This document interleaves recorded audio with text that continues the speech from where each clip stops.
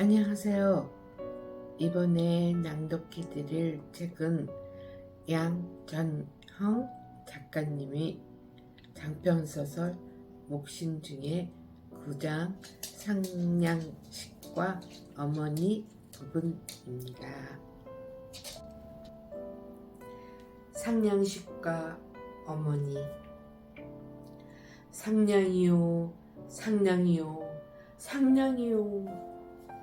초벌 콘크리트를 친 집 옥상 난간 한가운데쯤 수탉 목가지를 길게 눕혀 놓고 쉰 소리로 소리 지르는 목수. 하늘 한번 잠깐 쳐다본 후 턱 높이 들었던 나대를 냈다 내리친다. 수탉 모가지가 옥상 아래로 떨어진다. 목수는 피 철철 흐르는 닭 날개를 잡는 채 2층 옥상 내 귀퉁이마다 다니며 피를 칠한 후에 그 수탉을 아래층 마당으로 휙 던진다. 털썩 떨어진 목 없이 피가 흥건한 수탉이 벼랑간 땅을 밟고 이리 서더니 비틀비틀 이리저리 내닿는다. 머리가 없어서 저승인지 이승인지 구분도 못하고 소리 지르며 뭐라 하지는 못하면서도 이렇게 해서든 살아야겠다는 하는 심정은 뛰고 있는 모양이다.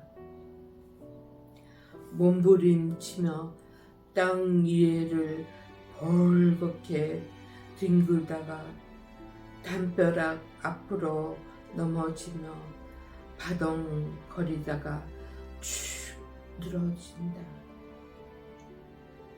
아침에 비가 와서인지 가까운 서남쪽 민오름과 신제주 사이 뒤편으로 쌍무지개가 떠서 아른거린다.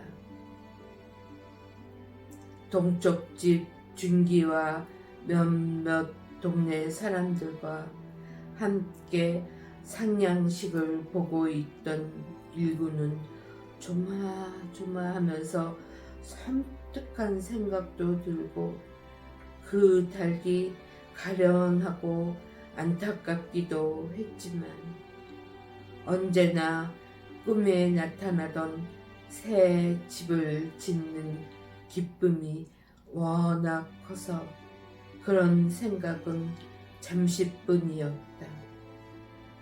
9평짜리 지붕을 개량한 스트레이트에서 가난하고 서럽게 살면서 훗날에 꼭 남들처럼 새 양옥집을 짓겠다고 어린 때부터 단단히 벼르던 터다.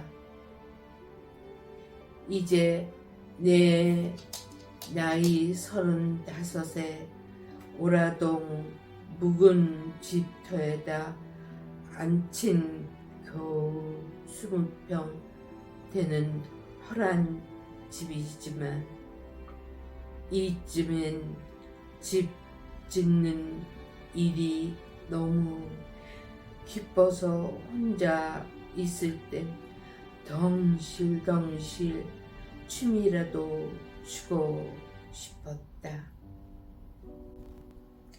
아침에 비가 와서인지 가까운 서남쪽 민오름과 신제주 사이 뒤편으로 쌍무지개가 떠서 아른거린다.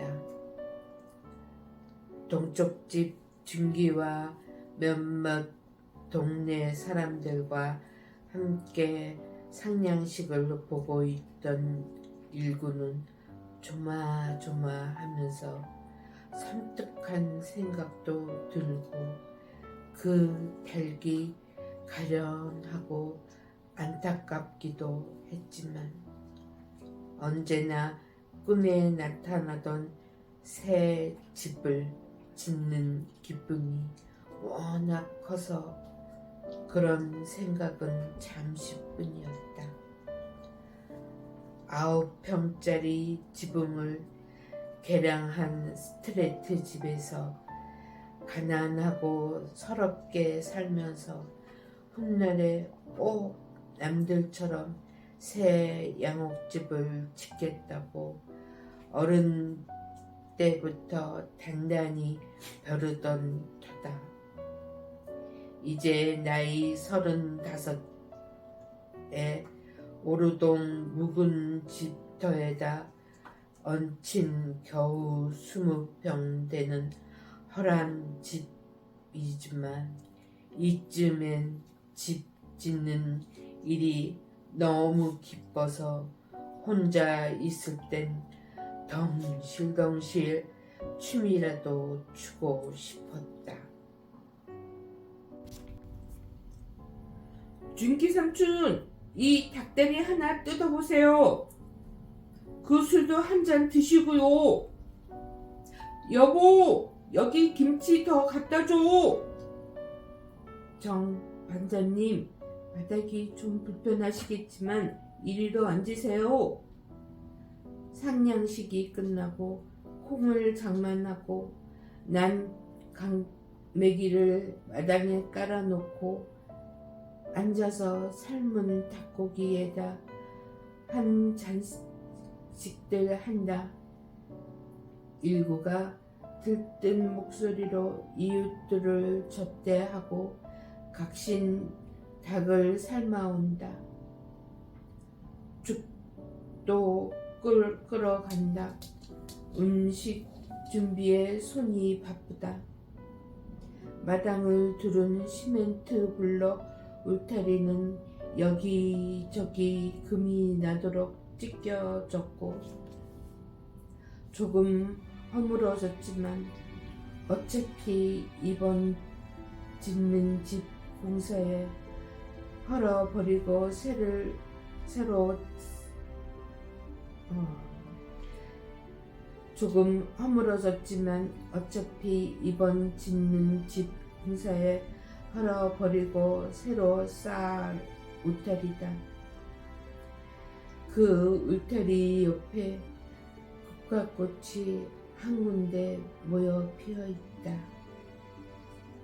지어져 가는 집이 흐뭇한 모양인지 꽃이 더 발그레 웃는다. 아까 상냥이요 소리치며 외식을 행할 때 꼬꼬대 소리 한 번 못한 머리 없는 소탁이 이승인지 저승인지 몰라도 헤맬 때 애가 끊어지던 마음은 잠시뿐 곧 아물어 버렸다. 꽃은 자기가 고운 줄 모른다. 그 고운 마음만 세상에 내보낼 뿐이다.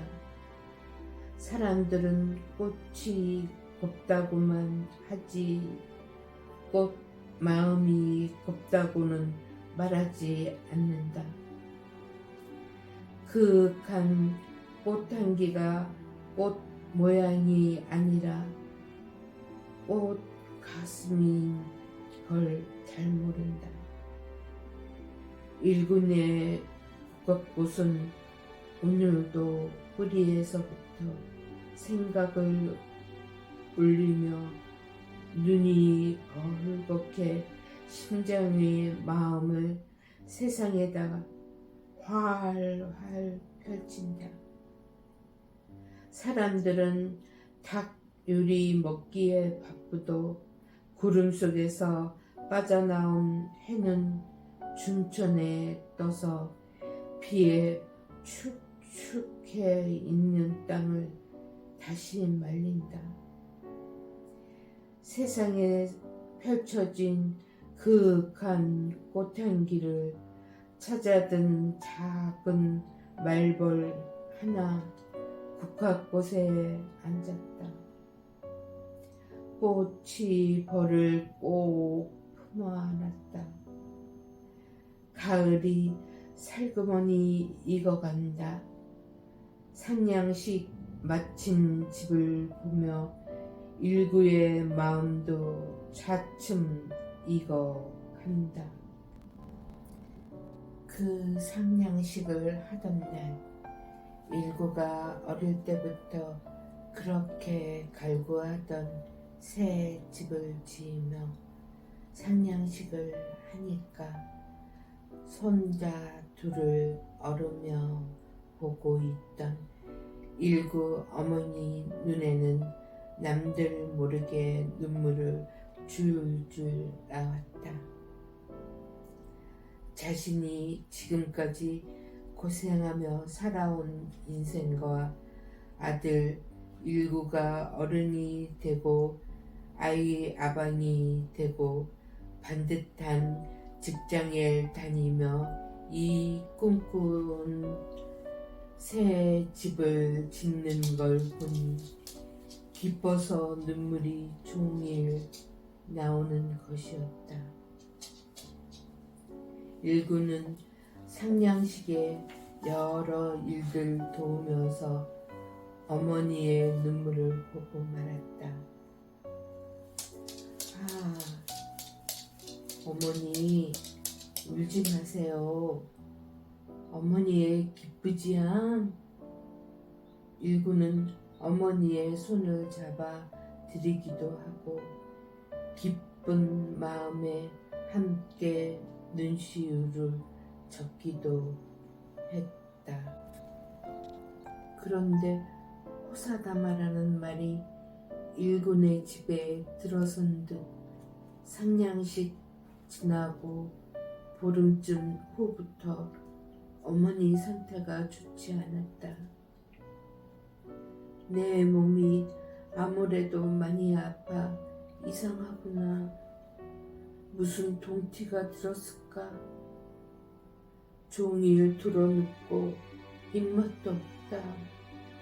잠도 못 자겠다. 온몸 구석구석 못 견디겠다